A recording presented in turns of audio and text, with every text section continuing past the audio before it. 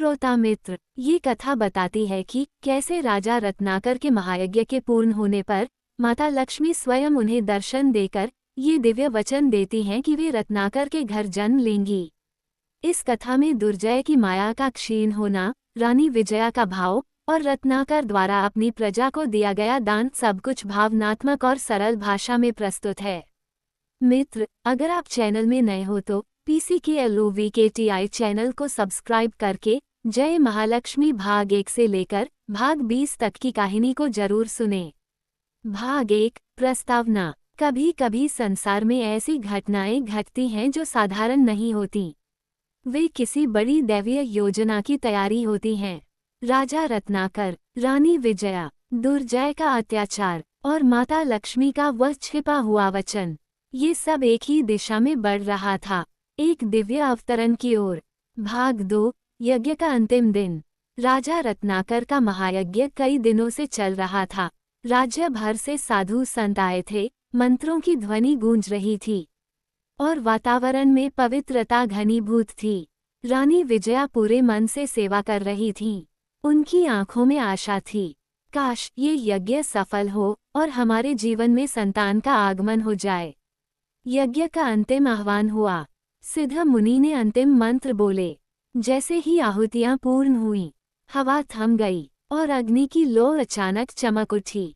सबने एक दूसरे की ओर देखा। ये संकेत था कि यज्ञ पूर्ण हो चुका है। राजा रत्नाकर ने श्रद्धा से हाथ जोड़कर कहा, हे भगवती, मेरी प्रजा सुखी रहे, मेरे राज्य में किसी को कष्ट न हो, बस यही इच्छा है। भाग 3, रानी विजया द्वारा प्रसाद ग्रहण। यज्ञ की पूर्णाहुति के बाद वातावरण में एक अलग ही पवित्रता फैल गई थी। मंत्रों की ध्वनि थम चुकी थी, अग्नि की लौ शांत होकर हल्की सी चमक दे रही थी और चारों ओर एक दिव्य शांति छा गई थी। इसी पावन क्षण में आचार्यों ने रानी विजया को आगे बुलाया। रानी धीरे धीरे उठकर चली। उनके मन में उत्साह भी था और हल्का सा डर भी, मानो ये वही क्षण हो जिसकी वर्षों से प्रतीक्षा थी। जब उनके हाथों में प्रसाद रखा गया, उनकी उंगलियां अनायास कांप उठीं।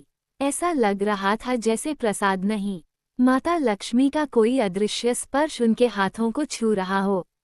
वह प्रसाद बहुत साधारण था, लेकिन उसके पीछे जो आशीर्वाद छिपा था वही उसे दिव्य बना रहा था। रानी ने आंखें बंद कीं। मन के भीतर प्रार्थना उमड़ पड़ी, हे देवी, क्या अब मेरी गोद भरने वाली है? उन्होंने धीरे से प्रसाद को मुंह में रखा। जैसे ही प्रसाद उनके भीतर गया, एक अद्भुत, शांत और गर्माहट भरी तरंग उनके दिल से उठकर पूरे शरीर में फैल गई, मानो किसी ने बहुत कोमल स्वर में उनके कानों में कहा हो, विजया, अब तुम्हारा दुख समाप्त होने वाला है। रानी का मन भर आया। वर्षों की तपस्या, संतान के लिए किया गया उपवास, किए गए व्रत, सब कुछ याद आ गया।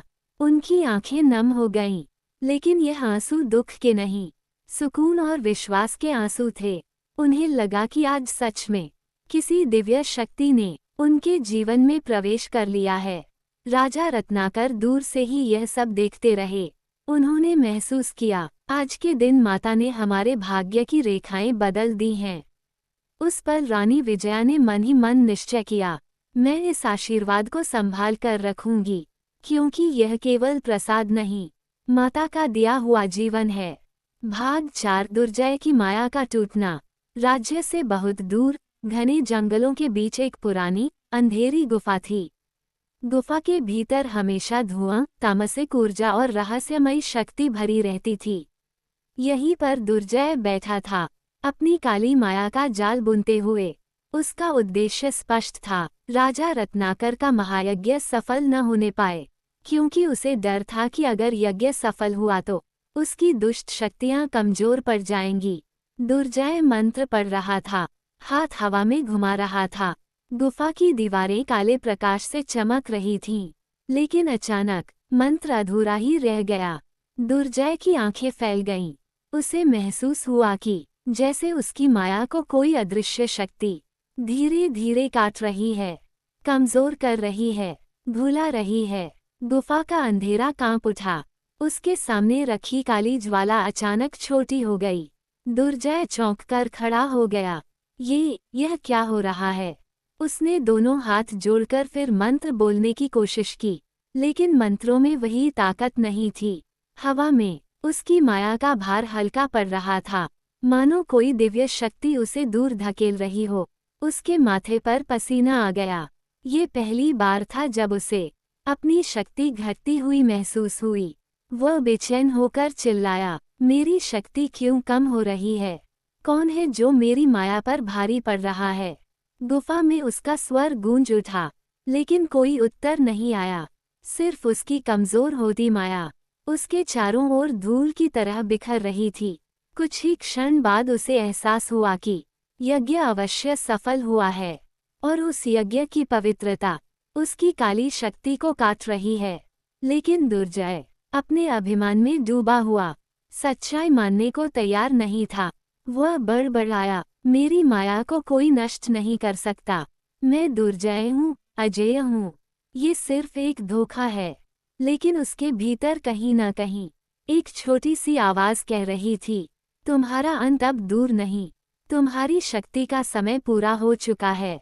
दुर्जय ने उस आवाज़ को अनसुना कर दिया, लेकिन सत्य ये था कि जिस माया पर उसे अभिमान था, वो उसी क्षण टूट रही थी, ठहर रही थी, और उसका पतन शुरू हो चुका था। भाग 5 रात्रि दिव्य दर्शन। उस रात रत्नाकर और विजया विश्राम को जा रहे थे, लेकिन दोनों के मन में उत्सुकता थी। रानी ने कहा, स्वामी, क्या आज माता कोई संकेत देंगी? राजा बोले, जब विश्वास सच्चा हो, पूजा निष्काम हो, तो माता अवश्य कृपा करती हैं। ठीक उसी समय कमरे में एक दिव्य प्रकाश फैल गया। हल्की सी घंटियों की ध्वनि सुनाई दी। दोनों उठकर बैठ गए। उनके सामने स्वयं माता लक्ष्मी प्रकट थीं। चांदी जैसी आभा, कमल जैसी कोमल मुस्कान और दया से भरी आंखें। माता ने कहा, रत्नाकर, विजया, तुम दोनों ने सच्चे मन से यज्ञ किया है। तुम्हारी भक्ति से मैं प्रसन्न हूँ। आज मैं तुम्हें यह वर देती हूँ। फिर माता ने वह दिव्य वचन दिया, जिससे दोनों की आंखों में आंसू भर आए। मैं स्वयं तुम्हारे घर जन्म लेने वाली हूँ। विजया वहीं रो पड़ी। माता, क्या सच? लक्ष्मी मुस्कुराई। हाँ विजया, समय निकट है। तुम्हारे आंसू अब सुख में बदलेंगे। रत्नाकर ने नतमस्तक होकर कहा, हे माँ, ये जीवन धन्य हो गया। भाग 6 प्रजा में आनंद की वर्षा। अगली सुबह राजमहल में उत्सव जैसा वातावरण था। राजा ने तुरही बजवाकर घोषणा की, मेरे महायज्ञ की पूर्णाहुति हुई है।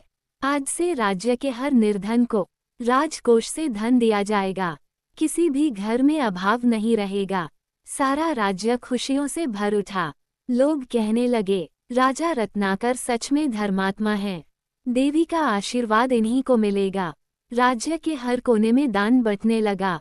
कपड़े, अन्न, स्वर्ण, जो भी संभव था, लोग राजमहल के सामने हाथ जोड़कर कहते, राजा रत्नाकर की जय, रानी विजया की जय, देवी लक्ष्मी का आशीर्वाद सदा बना रहे।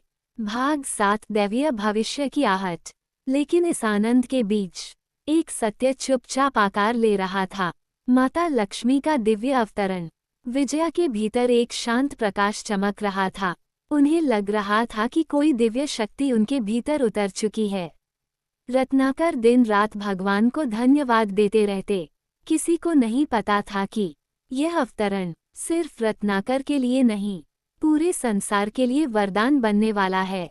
दुर्जय की माया टूट चुकी थी और उसकी हार निश्चित हो चुकी थी, जिसका उसे स्वयं भी आभास नहीं था। कथा यहीं नहीं रुकती, अब शुरू होता है एक दिव्य बालिका का आगमन, जो दुनिया में धर्म, प्रेम और समृद्धि की रोशनी लाने वाली थी। श्रोता मित्र, जय महालक्ष्मी भाग 21 की कहानी समाप्त हो गया है। अगर आप भाग 22 की कहानी को सुनना चाहता है तो PCKLOVKTI चैनल के साथ बने रहें। जय महालक्ष्मी।